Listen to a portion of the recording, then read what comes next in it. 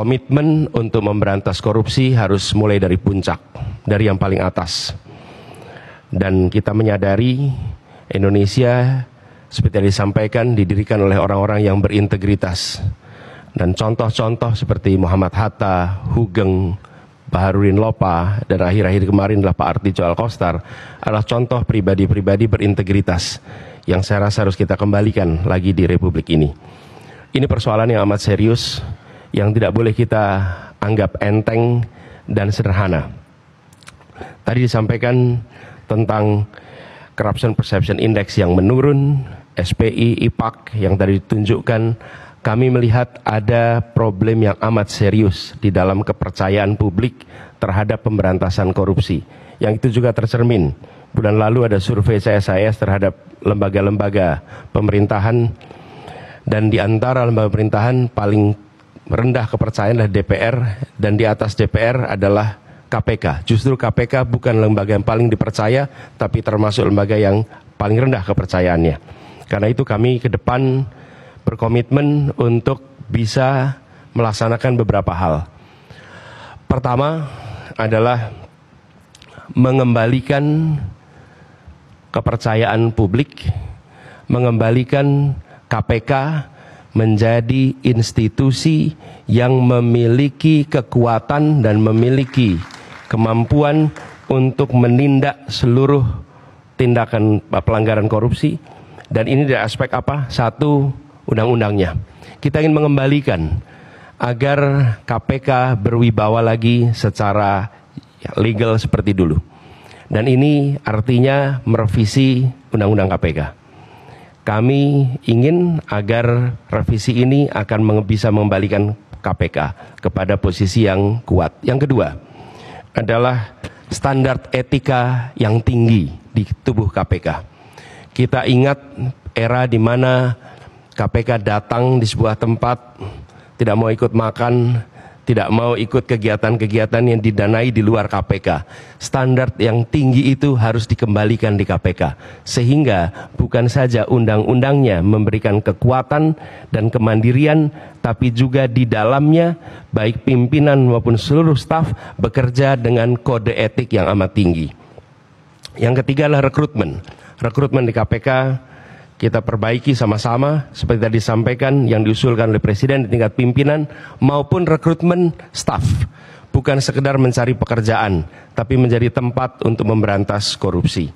Ini hal pertama yang kami ingin lakukan. Yang kedua adalah seperti katakan tadi, optimalisasi LHKPN.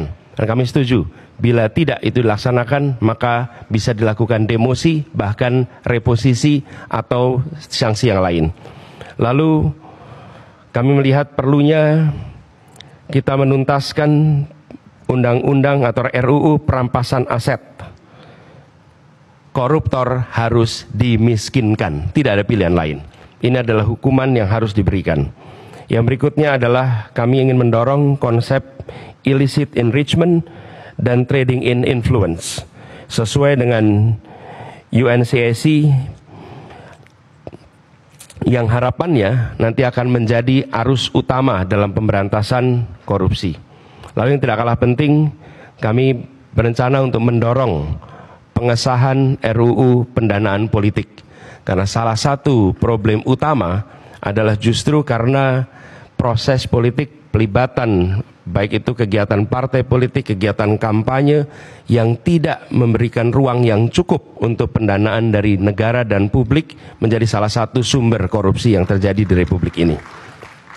Kemudian kita berencana untuk memberikan hadiah yang layak bagi pemburu koruptor, sehingga yang memburu koruptor bukan hanya aparatur dari KPK, kepolisian, dan kejaksaan, tapi semua pihak yang ikut melaporkan, memburu, mereka mendapatkan reward yang setara.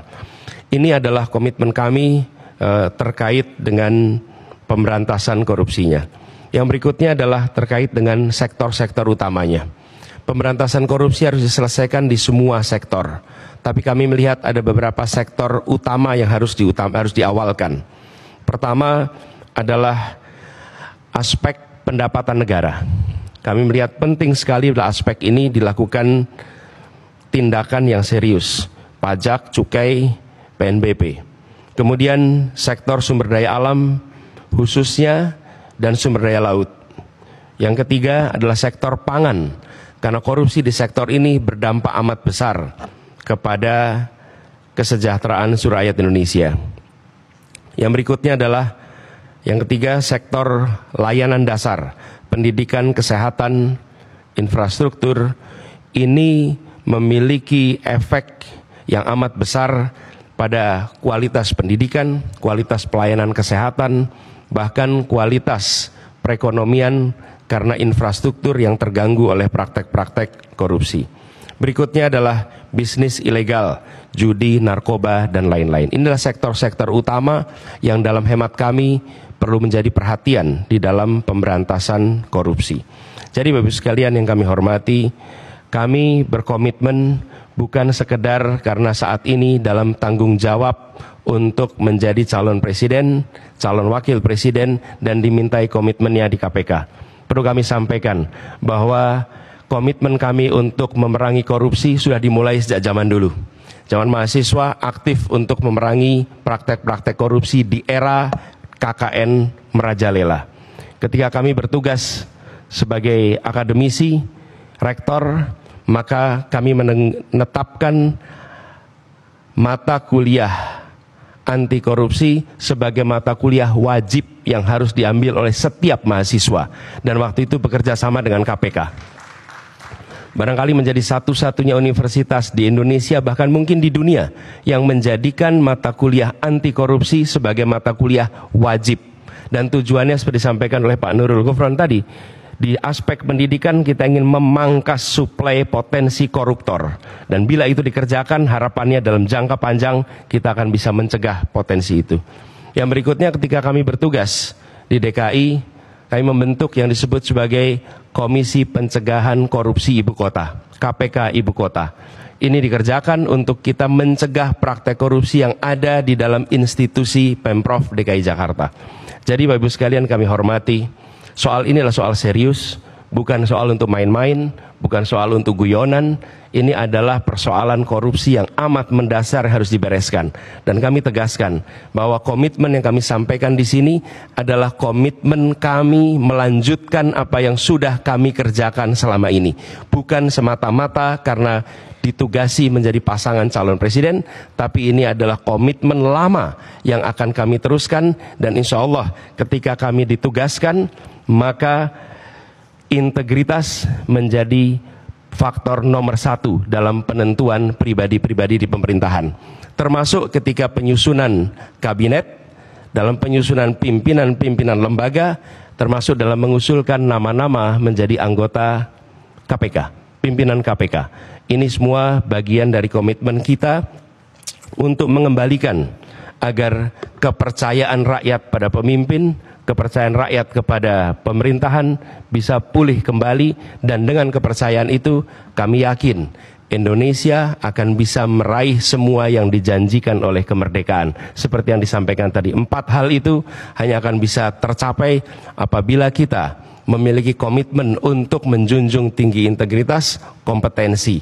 Dan inilah komitmen yang kami berikan kepada seluruh rakyat Indonesia melalui forum yang terhormat pada malam hari ini. Terima kasih. Assalamualaikum warahmatullahi wabarakatuh.